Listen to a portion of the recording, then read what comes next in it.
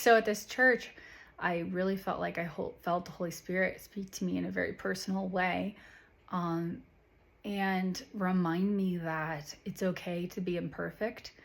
And while that's something that I've struggled with my whole life, being a people pleaser and perfectionist, he gave me a phrase and a theology that helps me combat that, which is to approach myself with curiosity and compassion, which is language I've heard before in the therapy community. So it's really interesting to hear it from a pastor in a church. But he said to approach yourself with compassionate curiosity, and in regards to your triggers was what he was specifically saying, which was wonderful to hear a healthy Christian view of therapy presented from the pulpit, just inviting Jesus into those places. And during worship, the second part of worship, I just felt the Holy Spirit drawing me forward for prayer, and someone spoke to me who'd never seen me or met me before, what this church would call hearing for you, which is also called prophetic.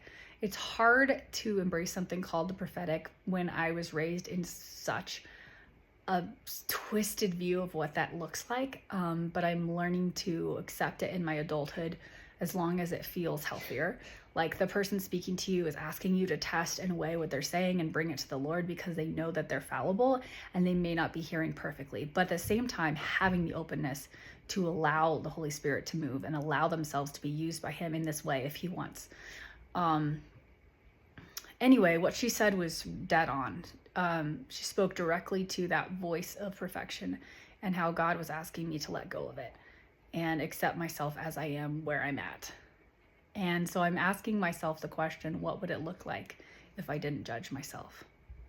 How would I act? How would I behave if I didn't feel this pressure of perfectionism or the need to judge myself, but I allowed God to do it and allowed for organic, surrendered growth, which is always the goal for me. It's easier for me to have managed growth where I feel like I'm in control, but the reality is I'm not going to get where I want to go without surrendering to the one that's leading me there. So I hope these thoughts are helpful to someone out there. If they do speak to you, please let me know in the comments, because this is very deeply intimate and personal, and I don't want to be sharing it with anybody unless they also feel like it was helpful for them.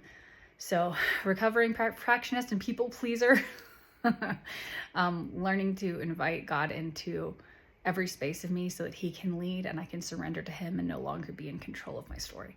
So I'm Shay. See you soon.